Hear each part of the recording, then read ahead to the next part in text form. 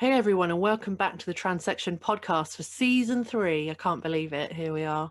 I'm so excited about this season. We have so many amazing guests, and I am very excited for this episode today with the amazing, the one and only Jeffrey Marsh.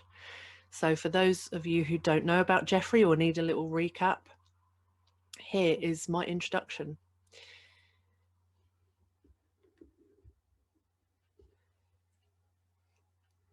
Piss.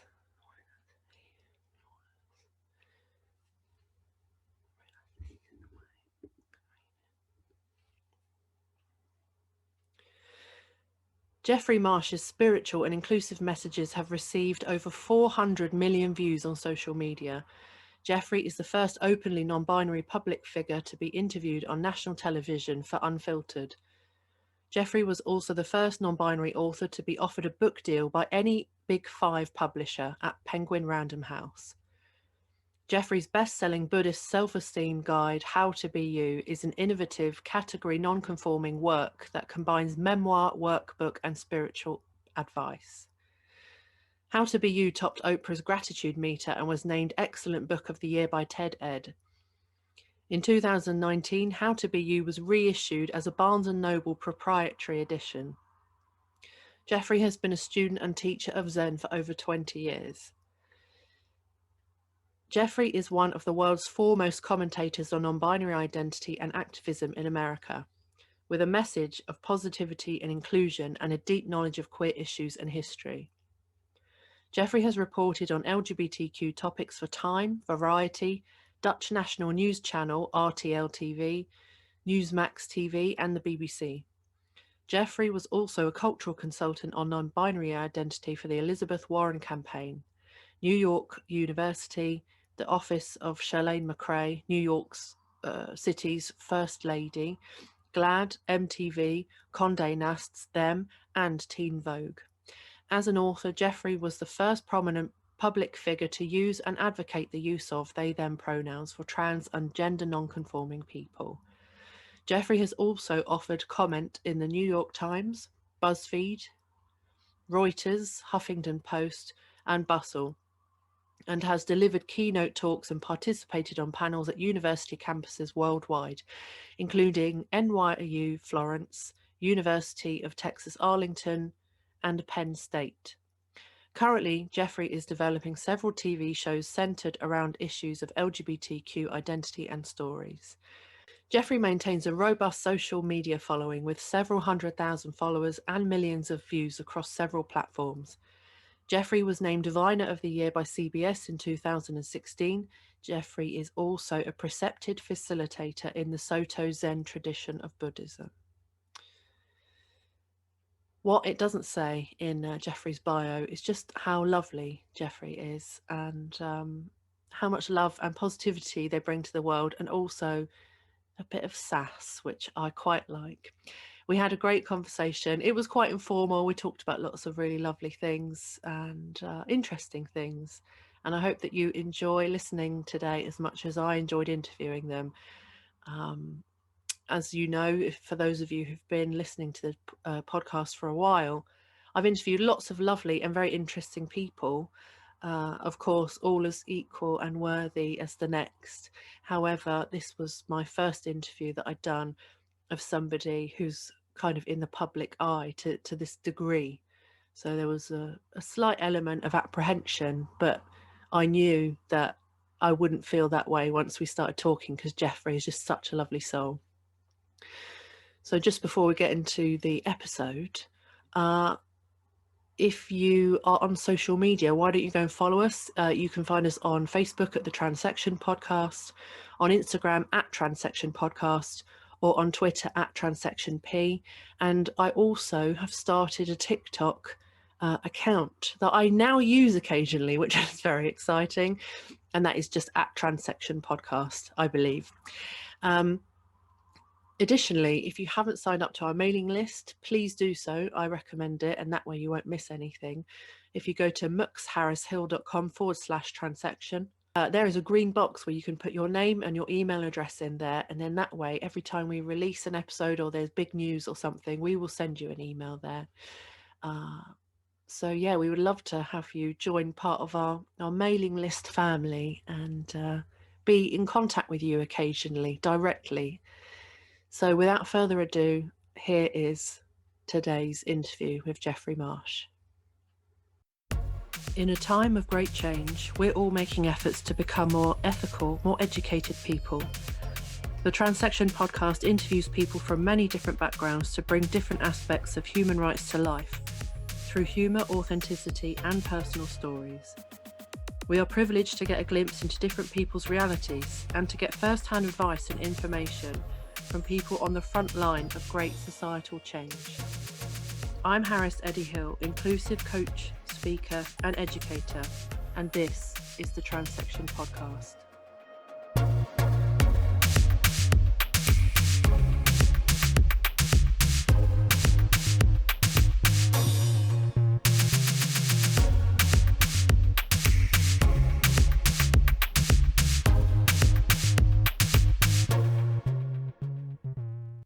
Hey everyone, and welcome back to the Transection podcast. I'm Harris, your host, and I'm joined today by the very lovely Geoffrey Marsh. Hi, Geoffrey.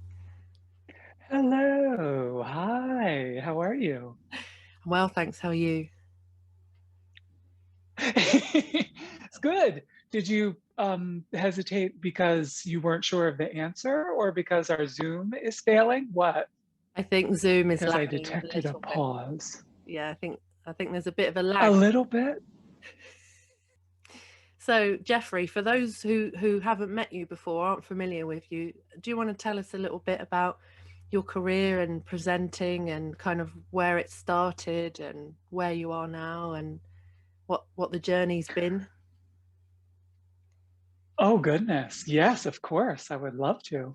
Um, because, well, there are a couple of milestones that I would want to talk about that are sort of my favorite things that I'm most proud of that I've done. I was the first out non-binary creator on Vine. And for a long time, I was the only. And Vine thought that was just the bee's knees, just the most wonderful thing. And they would put me on what was called the popular page. If anyone knows about TikTok, which I'm doing now, TikTok has a For You page, and this was Vine's version. So they really wanted to highlight LGBTQ creators on Vine, and so they highlighted me. And so I had this influx of followers, and it was wonderful and delightful. But we can discuss later, if you'd like, how that also means an influx of haters and people telling you the most awful things. Mm. And to see the evolution from Vine to TikTok about how hate is handled on a platform. In Vine, it was the Wild West. Anybody could comment anything, and they absolutely did. And now on TikTok, there are filters and there are ways to respond to comments. And it's a whole different ballgame for LGBTQ creators. And I love to see that evolution. Mm. In 2016, I published How to Be You. So because of my fame on Vine, Penguin Random House asked me to write a book. And it was published in 2016. So I was the first non-binary author to work with what we call in the US the Big Five publishers. So it's Penguin Random House, Simon Schuster, it's the top five publishers. So I was the first non-binary author to work with one of them. And can I tell you a brief story about that? Yeah, go for it. Do you mind? I want you to. When I published, okay, good. So when I finished my manuscript and I handed it in to Penguin, the editors at Penguin changed all of my pronouns, they, to he, and sent the manuscript back and said they, singular they, is not grammatically correct. So I had to have a little discussion with them about how important that was to the to my identity and to respect and to the non-binary movement. So that sticks out as what it was like in the publishing industry when I published How to Be You. So that was 2016. I went on TV to talk about the book, and I ended up being the first out non-binary person on national TV here in the States. So from there, I've built, more of a community on Instagram, built this community on TikTok when TikTok started, and have really gone toward this more digital facing community, which I can't, some people are down on social media about it, not being real in quotes. And to me, it's to link it back to how we started our Zoom, right? The digital has now in some ways become more real for me than the pre-pandemic face-to-face interactions, some of them. Yeah, and it was interesting because during the pandemic, particularly in my circles, that Netflix documentary all about social media, I can't remember the name of it, but that's all come out, and they're talking about how the algorithms of social media promote division and things like that. And I had a spate of my kind of almost sort of new age witchy, white female friends saying to me, like, oh, you're on social media so much, like, I've got a following as well, not as big as yours, but still, it's a lot of people, and it's a lot of You're like famous, I admit it. No, but it's still a responsibility, and it's your community and stuff, and a lot of them were saying like, oh, you should be really careful, you should spend less time. I mean, by this point I was only online for a maximum of half an hour a day anyway, which is a lot lower than the average person, and I had an apprentice to manage my social media for me, so it wasn't I wasn't binging in the first place. But then I still had a lot of these people telling me and making assumptions first, and then telling me like, oh, you should really cut down or think about not being on it, blah, blah, blah. And I said to them, do you realize how isolated I would be from my non-binary community if I didn't have the internet? Yes. I'm not Yes. Yes. Yes. I'm not Yes. related to any more trans people that I know about, and I certainly don't have any within my immediate and established friendship circles. So, you're asking me to be isolated, so why are you doing that? And a lot of them said, well, Facebook's divisive. And I was like, it can be. However, if you spend most of your time with positive people who are open-minded and you're in carefully curated groups, that is very different to being in public comment sections fighting with strangers. Absolutely. And, it's very true that the popular page is filled with conflict and divisiveness and what I would call drama. Mm. But then there are creators like me. And I did a post that went viral that was about Christianity, which can be a very divisive subject when it comes to Christianity relating to the LGBTQ community.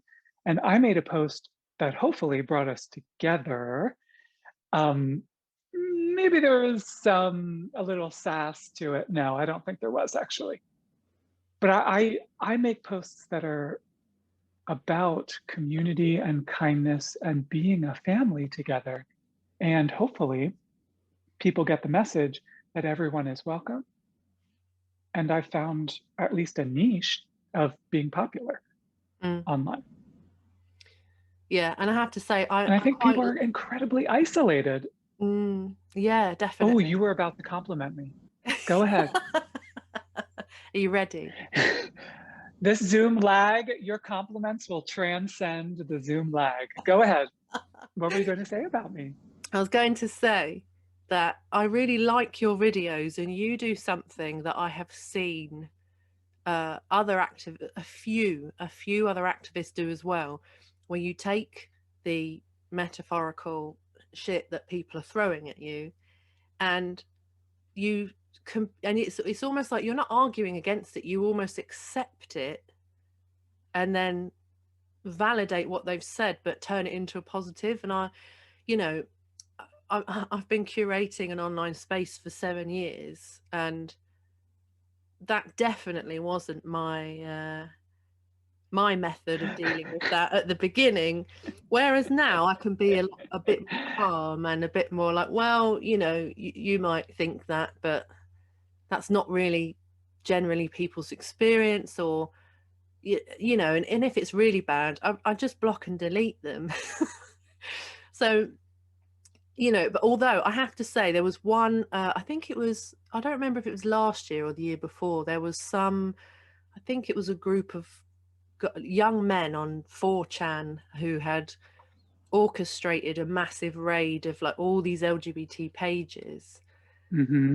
And Yes. what mine got caught up in that as well. And one of some random woman on the internet, a young woman, she messaged me with the screenshot and she said, by the way, this is coming, if it's not already hit you, and this is who's perpetrated it, and these are the people involved. So I actually went and I did something I wouldn't normally do, and it was again a Christian in inverted commas group, and I messaged him from my private profile and I said to him, you say that you're doing this in the name of Jesus, and I'm pretty sure he would be unimpressed with this, and you are also Sure. and I said, and you're also assuming that I do not also know him. Like, I'm not religious, but I grew up in Christianity, and I know how it works. And I feel like if I met Jesus now, we'd get on fine. But it's just the institution that I'm not into, and like prescribed beliefs and whatnot. But I kind of said to him, like, I think you can do better than this. I think that this behavior isn't okay in any way, no matter how you look at it. And I hope that you can pray on this. And amazingly, I think about a month later, I got an email through my website from the guy asking for my forgiveness. And I was like, this is the stuff that I see Jeffrey Marsh and like Rain Dove do on social media. And it worked this one time. But like, how has that been for you to get to that? And like, there must be times when you're not filming yourself and you're like cussing these people out, or like being upset sometimes, or I would say, well, no, that doesn't happen anymore, because to me, the hate is truly irrelevant in the sense that I have committed my life to peace inside and outside. Inside me and outside me is what I mean. And hate honestly has no place. This is just my 2 cents and what I've found from working on the internet as a queer creator. What a hater wants from you is your negative attention and to feel that sense of conflict and power. And if you do something that is anything but participating in that, you diffuse the situation quickly. That is not to say that there aren't haters who are incredibly enthusiastic. And I don't know if you'd like to talk about turfism today. Why not? But I have not met a group, well, I have not met a group of all the groups. So evangelical Christians in the States and, teenage boys who hate my guts, like of all the groups that hate me, I've never met one as enthusiastic as the turf movement.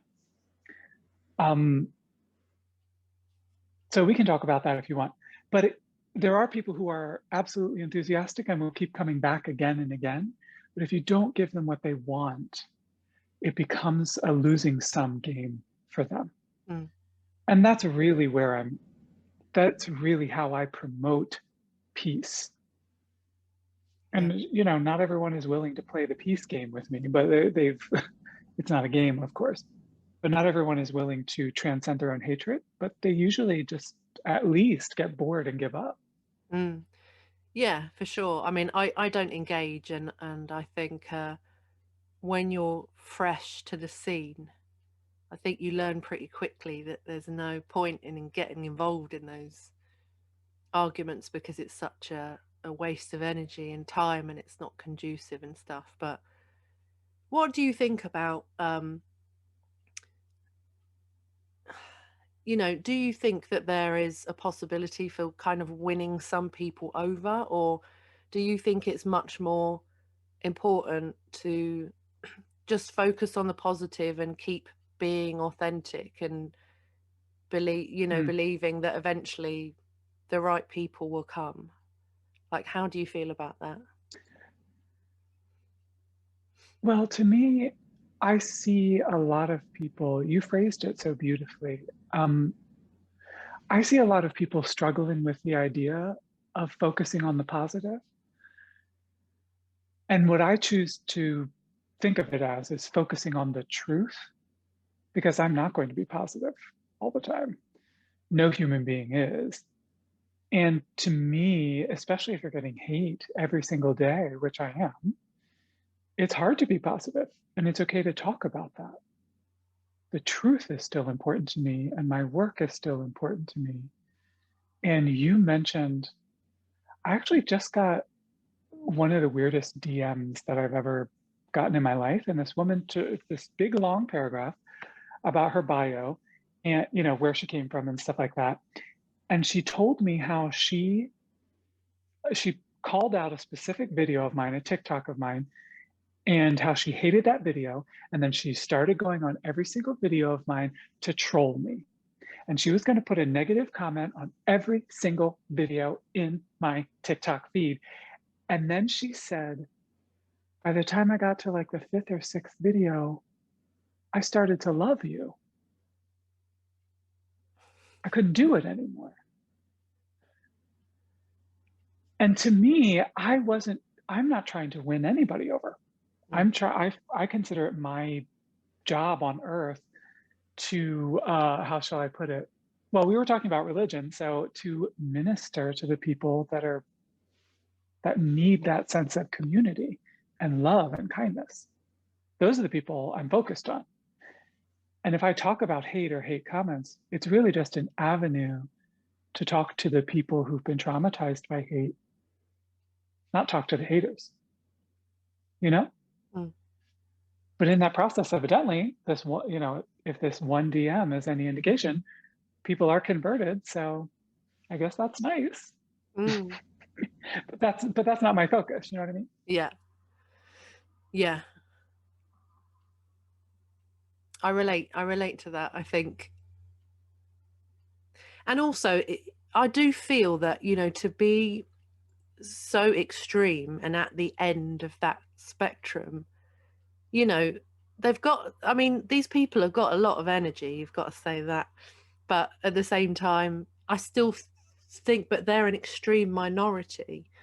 Because I don't know about you, Jeffrey, but most of the people that I speak to day in, day out, they might not be aware. They might be a little bit ignorant, and I mean that in a non-judgmental way. Um, but Yes. most of them are not. They might have some preconceptions, but they're absolutely not phobic. They just don't know. And I feel like people have said to me before, you have to do something about this, or you have to tell them. And I'm like, I could have 5 conversations a day for the rest of my life with people who are sympathetic and never run out, and Indeed. another a good trick that I like to do on social media is that there might be a comment section full of haters, but you can guarantee there's at least 10 more times the number of people who've loved or liked something. Oh, absolutely, there is. And I also have been looking at this for myself because it must be something in the way TikTok is designed, perhaps. But Instagram too, I've just noticed that as I've become clearer in my focus, the comment section has cleaned up. Mm, I think maybe it's partially, that haters aren't getting what they want, and they seem kind of they feel kind of irrelevant there, so they don't spend a lot of time there. But I don't want to ascribe it necessarily just to something I'm doing, but I also think that as a culture, trans lives and trans acceptance has come to a certain tipping point. Do you know how much I love Eddie Izzard mm, and how much I love the folks who are in the spotlight and are speaking up and are changing the way the world perceives people like you and me? mm. From Vine to TikTok, it really has been a complete sea change in that regard as well. Yeah, that's good. So, just to change the topic a little bit, um, I came out, or I realised I was non-binary, or came across the concept of it in my mid-20s. Was it an adult realisation for you as well? And how was that? Well, I'm sure, like many people, I could say I knew this about myself when I was a little kid. Mm, Not everyone's experience is the same, but I would go to the barn and dress up and dance around. And to me, that was very much expressing my non binary identity. And there wasn't a word for it, there wasn't a vocabulary word for it. I remember activists in the US when I was a teenager in the 1990s using terms like gender F blank CK, you gender can swear word, swear. right? To, I can, Yeah, yeah. gender fuck, to describe their identity. And me being really attracted to that and seeing myself in people like David Bowie and RuPaul and, people that don't talk in terms of like non-binary or trans identities, right? But me having a hint of who I was and different ways to talk about oneself then. And I came across the exact term non-binary actually after I was already famous on Vine. I went to Tumblr, and it was young people on Vine who were saying to me, "What's your pronoun? Are you non-binary?" And I went to do research and discovered from them this way to talk about who I was, and my jaw relaxed, my shoulders dropped. I felt really at home reading this Tumblr post, this specific Tumblr post about being non binary. And so I knew, I knew. And yes, I was definitely an adult. Nice. For me, I had this moment of like pure knowing, like in the depths of my soul. But at the same time, I was like, oh, this is a bit, this is a bit of a surprise. And I had a whole load of things to kind of unpack and reconsider. But had you may it sounds like you may have done some of that even before you came to the non-binary community. From the sounds of it, you'd already done some exploring of your expression and things like that. So was it kind of like, Absolutely. mm, Was it kind of like a lag on Zoom? Yes, it was, metaphorically. Uh, I actually cycled through several ways to talk about myself. So, cis gay man, transgender woman, I was using like every label I could think of and pull from. And it wasn't until non binary that I found a label that felt so much like no label at all, mm, or at least not a restrictive label mm, like other labels are. And to me, that's part of the beauty of how it felt. So I'm going to turn the tables in this podcast and ask you Yeah. a follow-up. When you felt that about yourself, had you found an online community, or was this your sort of internal process of being able to relax into something that you had discovered about yourself? Do you know what I So, mean? yeah. So uh, the second that I found the community and the words, I literally I saw a word online. I didn't know what it meant. I Googled it. It led me to a page of like a glossary. I read it. I knew. And up until that point, I had never had any kind of like, I'd never seen anybody and thought, oh, that's me. So this was literally the first time in my entire life, I was like 26 at the time, that I'd found anything that even made me kind of actually think about it or consider it. Um, and I knew, and like I didn't need any confirmation. I knew 100%. And it was only after that that I began to look at, different support groups. And, you know, for months I would read like different people's posts and in comment sections. And I started to build this very rich, like, understanding and very complex understanding of all of these like hundreds and thousands of different stories.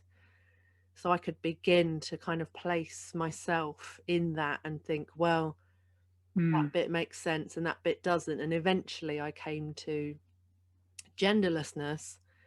And I think after the first year or two, I then realized that I had dysphoria. And I was like, oh, I did not see that coming. But it made, by the time I realized, it made sense. So yeah, it was the realization came first. And up until that moment, I knew nothing, literally nothing.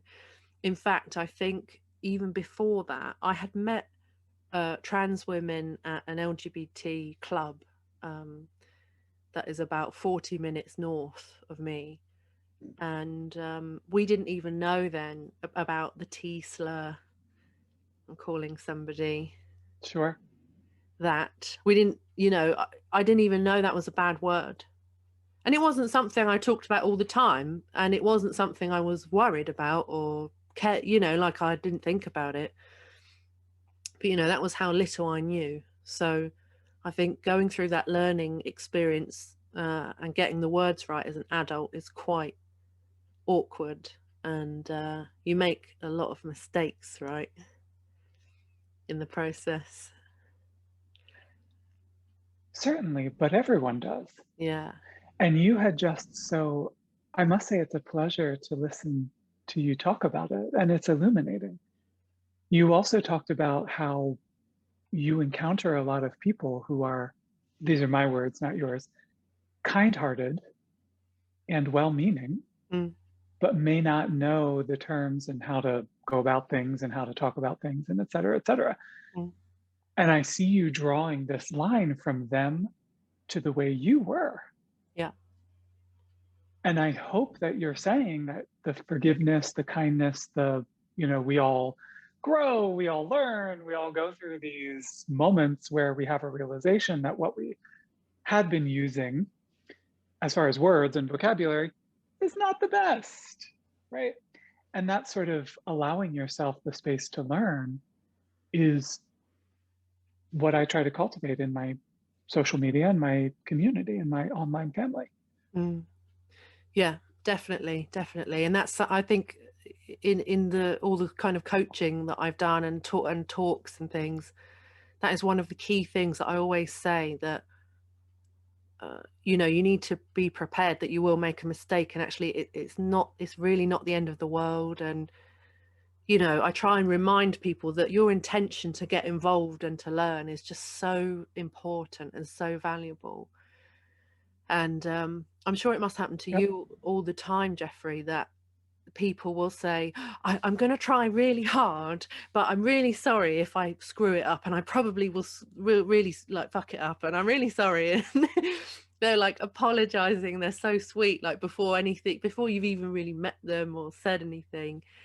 And I always remind them, if it's appropriate in that moment, to say, like, it's so nice to meet someone who's trying. That's everything, because the other side of the coin is, unfortunately, that we can come across people who are not so kind, and that's my real worry. If you put your foot in it or make a mistake, that's no big deal at all.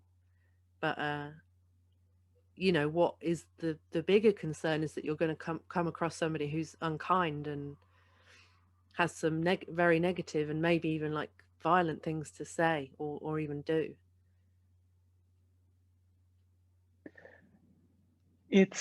You're not making this link, or you're not doing so explicitly, but I think of when I make videos when I talk about people who have had horrible things happen to them.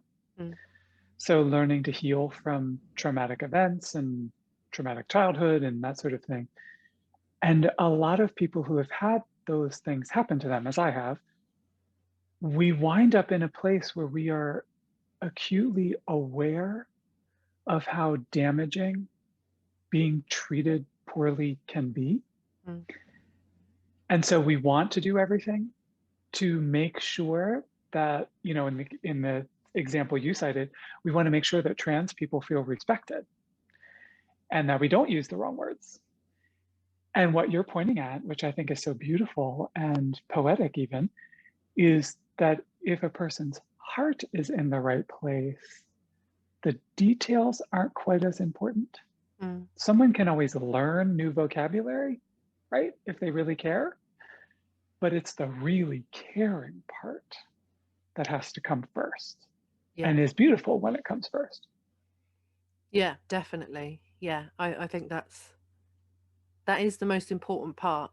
And we, like you say, we can learn the technical parts, but I think, because you're a spiritual person, right? I'm sure I've heard you talking about your kind of spiritual leanings before and exploration and things.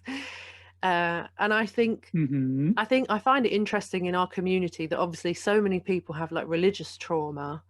So I find that sometimes our community can be a bit sterile or a bit lacking in spirituality. And I think navigating that's not super straightforward. Absolutely. But I do Yes. Can But I? I do Ooh, think though that there's go.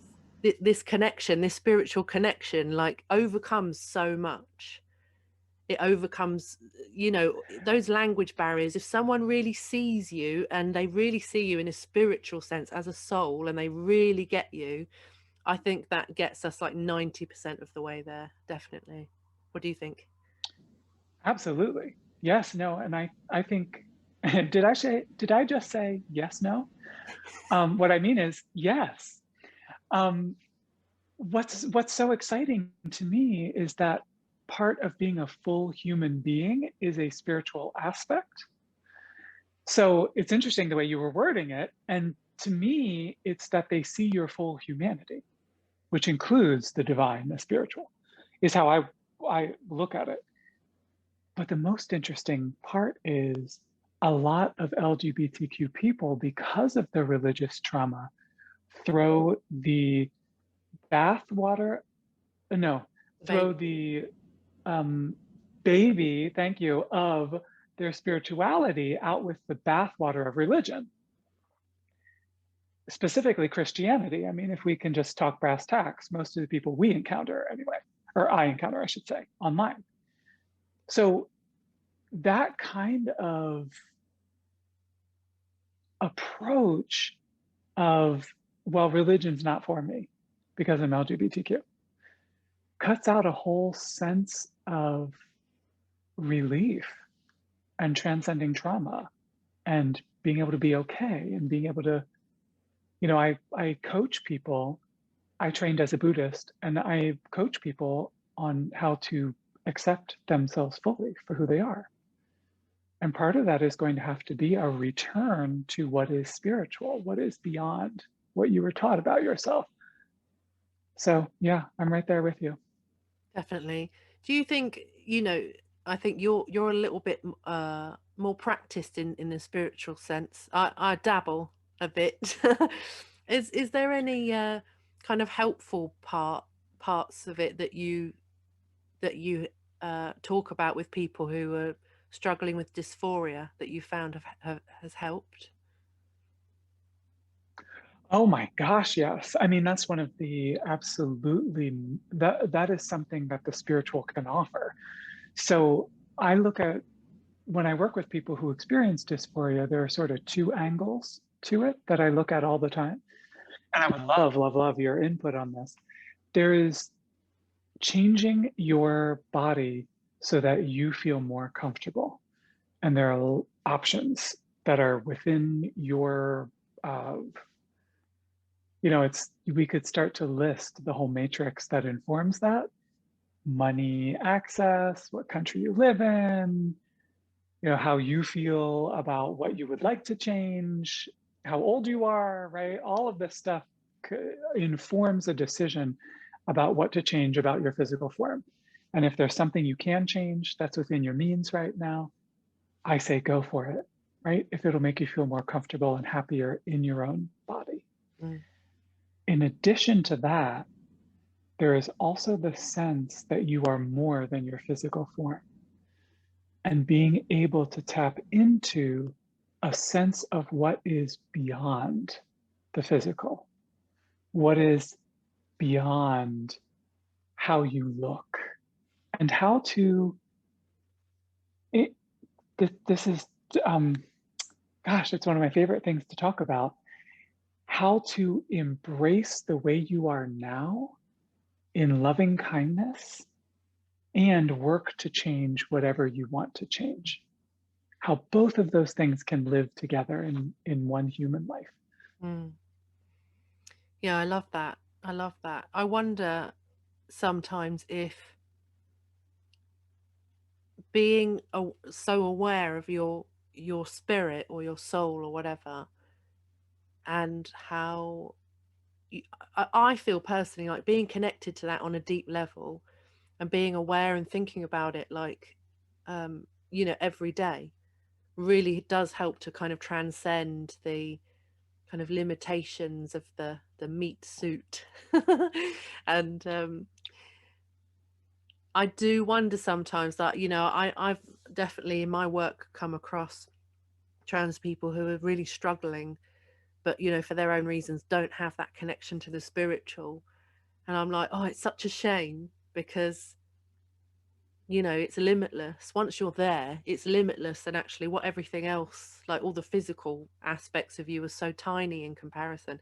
Not that it doesn't matter, because of course it does. But yeah, I do think it's a powerful tool, and I do think that it's good. It's good that there are some of us kind of reintroducing these ideas. Do you talk about things like that in your book? It, yes, I do actually. I consider How to Be You to be sort of an intro, gentle, really easy, accessible guide to liking yourself, right? So that is the How to Be You of the title. Is if you're going to be you, you're going to have to like whatever you is. So let's explore what those possibilities are. And there was something you said that was so beautiful to me.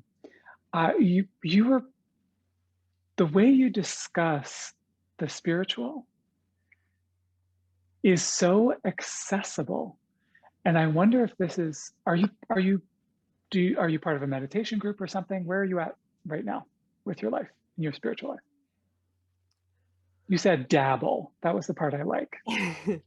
I think I've listened to lots of different things and a lot of kind of reappropriated new age stuff, and I feel like I've picked out the things that are constant, the things that have, like I don't go anywhere official. I don't meet people officially. I attend yoga classes sometimes, but I think for me, like Yay. I've got, yeah, I love a bit of yoga. I love doing the ballet is it the ballerina? I can't remember, the dancer where you hold your leg behind you. Every time I'm in the kitchen, I bend down to get a tea bag out of the cupboard. Do it like, I'm glad no one's You watching. lift your leg behind you. Yeah, but I do think I've sort of accidentally formed a sort of network of spiritual people, and it's sort of intuitive and like probably empaths. I would probably say that my little group are all empaths, and I don't know that any of the others know each other. I think they all just, like, these are just my friends that I've made from different kind of areas. And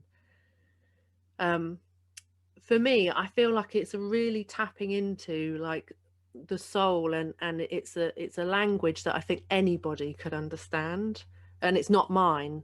And I feel like Hmm. it's, you know, it's the still small voice that has come through in like so many religions and different practices, and I think it's potentially there for anyone. I love it. And you know what you remind me of is that we can be having two different conversations, basically. So there is an earthly conversation and there's a more poetic spiritual conversation. Mm. And to me, spiritual is is just a word that I use to mean anything you weren't taught when you were a kid about who you are and the world and how the universe works, right? Mm. So there's just stuff beyond what we were told about ourselves. But the connection that you helped me to see just in talking to you on this lovely Zoom, this lovely laggy Zoom today, is that most of society wants to keep trans people in the earthly conversation, Mm. meaning they want to keep us in this area of bodies, locker rooms, especially, you know, in the US, it's like hormones, it's like, what's your crotch? You know, it's this, all of this stuff that is in the world of and in the realm of identity, fear, interactions of, you know, violence and hatred and anger. And, you know, it's all sort of a piece that is very different than if you truly love and respect another soul, as you so eloquently said, you'll be able to work out the details, Mm. right? That of how you're going to relate to each other. That is, to me, a much more wonderful conversation to be having. Yeah, I like that. I hadn't really made that connection either. It's good what happens when two brains Oh, you get said together. it. I'm blaming you for that. Yeah, it's cool. Crediting you. That's what I should say. I'm crediting you with that one. Oh, thanks. I sometimes think, do you know what? I started out life being very driven towards like logical academic pursuits. And I definitely have that, and I enjoy those things. But actually, since discovering who I really am, I've realized that I'm much more creative and a bit more haphazard and a bit, you know, more of the kind of, I've let out or discovered like this kind of divine feminine side, which is all about chaos and creation and things like that. And I think it's amazing that some of the things that come out, and I don't really know that I can take credit for any of it. I do feel like it's more of a channeling thing. You know, it's just sort of bit of word vomit that happens to have a really positive effect. Of course. And, you know, one of the things we're never, or one of the things we're told, speaking of spiritual versus non spiritual, um, by the way, there is no such thing as non spiritual, but that's a discussion for a different day. You know, reminded of what we're told as kids, we're told that everything has to be perfect, that we have to be perfect, that it has to come out right, that our label has to be correct, that we have to present this, you know, and especially if you're a marginalized person, you have to present this image to the majority, if you're in the minority, of something that makes sense to them or is digestible or is palatable or, you know, Mm. all of that stuff.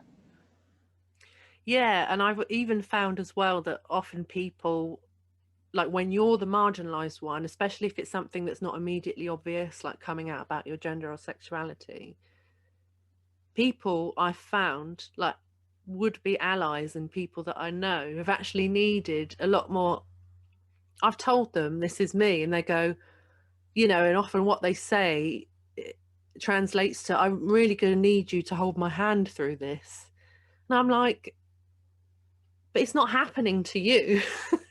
I need my hands for myself right now, because I've got to kind of work out how Yeah. I'm doing this. And you know, I found that early on in my coming out about gender, so many people have kind of said, oh well, you're not going to do this, are you? You're not going to get hormones, or you're not going to have surgery, are you? And they're like, oh, but you know, you'll still have kids, won't you? And they just needed all this, all these reassurances. And I was like, I don't know what to tell you, man. This is going to be something that we're going to have to sit with together for a while, and just kind of see what comes out of it. And they didn't like it very much. Yes. In a lot of ways, we are walking I don't knows. You know, and it really makes people uncomfortable who are used to having to know everything. I Absolutely. love that. I'm going to remember that.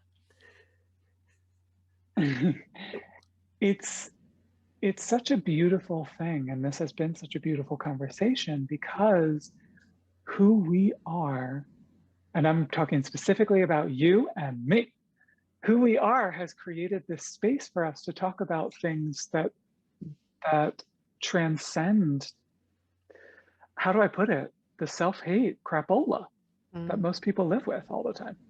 Yeah, definitely. And that to me is the great gift if you can bookend your spirituality.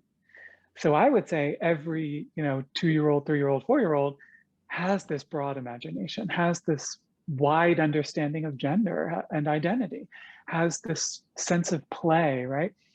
And I would call all of those things spiritual, just as a matter of course.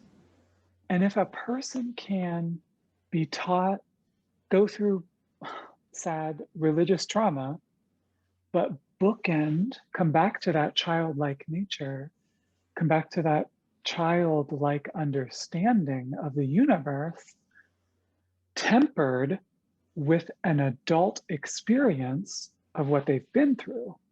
Wow, you're really onto something there. You're really onto a transcending of the suffering that all of us are taught to carry around. Yeah, I totally agree How with that. about that? Yeah, that's beautiful. That's really beautiful. Jeffrey, tell us what your book is called, your audio book is called, and when it will be out, and where people can get it. Well, interestingly enough, it's called How to Be You. So the book I published is now being made into an audiobook. With the pandemic and everything, the book has sold. So interestingly enough, it came out before the election in 2016. It sold a lot of copies when it first came out. Then you know who got elected in the States, and we saw another spike. It sold a lot more copies. And then with the pandemic and everything, it's been selling really well now. So they wanted to do an audio version. Nice. And it comes out in April. And it's my sincere hope that people will listen to it. It's my voice. People will listen to it as the love letter that I intended it to be. Oh, I love that, Jeffrey. I always go And to you could pre-order right now. Yeah, do it. You go to my what? I was going to say, I always go to your videos whenever I need a little bit of a pick-me-up. And I joined TikTok a little while ago. And I'm always, and That's I great. follow you on Instagram as well. And every so often, I just think, I always find everything that you do is so full of love and and it's uplifting, but in a really authentic way. And it's not cheesy, and it still acknowledges the difficulties and things like that. And yeah, anyone listening or watching, you should go and follow Jeffrey, because we all need that kind Come of, be part of the family. Be yeah, part of why the not? community. Yeah, Jeffrey, it's been so lovely to talk to you today. I feel like you've maybe interviewed me more than I interviewed you. But what a delight. I mean, we both had such great things to say. So I enjoyed this so much. Yeah, thank you so much. I'm so chuffed that you made the time to come on and talk today and spread some more. I'm sorry, you're what? Chuffed? What is that? That's English. We don't have that in the States. What is It's chuffed? like really pleased, like really happy, really pleased. Oh, good. Yes. Okay, good. I'm so chuffed as well. Thank you. Oh, it's brilliant. I'm like uber chuffed. I'm extra chuffed. Thank you. I'm the chufftest. That's more betterer, that is. Yeah, I think so. I think it is. Thank you. If people want to I get love you in very contact with you, much. Jeffrey, how can they do that? It's the easiest thing in the world. hello@jeffreymarsh.com. Nice. Just say hi to me. Yeah, and Jeffrey responds and is very prompt, which is amazing. I am, actually. I was I very love it. impressed. It's fab. Thank you so much, Jeffrey. Thank you. Bye. Thank you for joining us on today's episode with the lovely Jeffrey Marsh. We've got lots of fab interviews coming up in season 3 with lots of amazing people. Next week, I'm introducing you all to Jonathan Andre Cullerton, who is a trans filmmaker and director, originally from Boston, now living out in LA, and who has got some amazing projects underway and also a mini series already out, which I have watched from beginning to end and thoroughly enjoyed. So we'll talk all about that on the next episode. Just a little reminder to come and follow us on social media. Send us a message if you like. If you've got questions, then let us know and I will answer them as best as I can.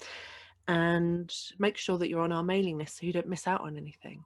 Anyway, thank you very much, and I will see you next week.